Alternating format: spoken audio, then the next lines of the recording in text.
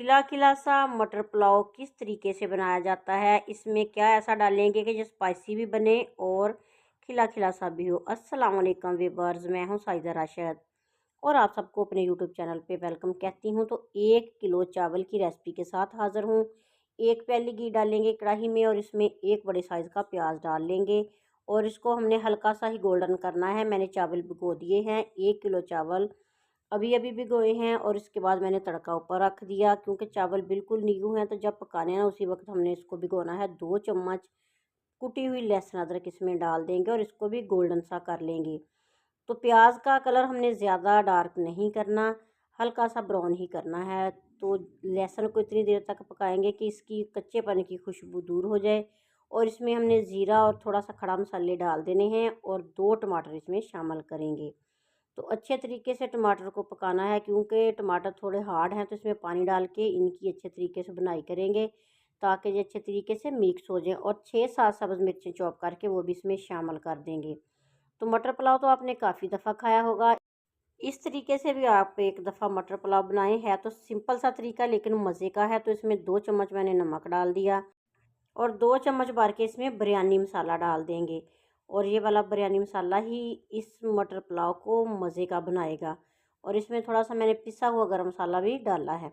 तो अच्छे तरीके से सारे मसाले की बुनाई करेंगे, थोड़ा सा पानी डालेंगे, इसकी बुनाई करेंगे और साथ ही इसमें मटर के दाने शामिल कर देंगे। इसमें तो 1 किलो मटर के दाने जितने निकले थे वो मैंने अच्छे तरीके से धोए और इसमें शामिल कर दिए।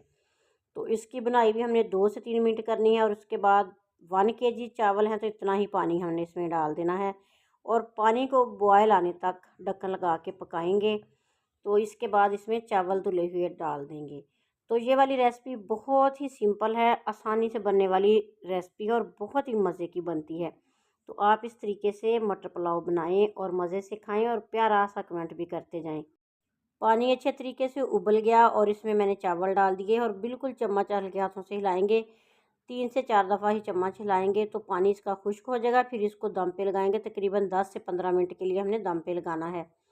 तो आपने इसमें ज़्यादा चम्मच बिल्कुल भी नहीं चलाना, फिर ये चावल जो है ना सारे टूट जाएंगे। तो इस तरीके से हल्के हाथ से चम्मच हिला दें। जब देखें पानी खुश्क हो गया फिर तवा रखें और तवे के ऊपर ये वाली कढ़ाई रख कर उसको दम पे लगा दें। जब चावलों को आप दम लगाएं ना 2 मिनट के लिए आंच तेज़ रखें और इसके बाद आंच हल्की करके 7-8 मिनट के लिए दम पे लगा दें और इसके बाद ढक्कन उठा लें। तो ये देखें कितने खिले खिले से चावल हमारे तैयार हो चुके हैं।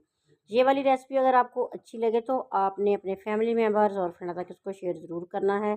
और जो व्यूवर्स मेरे चैनल पे न्यू आए हैं उन सबको मैं अपने चैनल पे वेलकम कहती हूँ।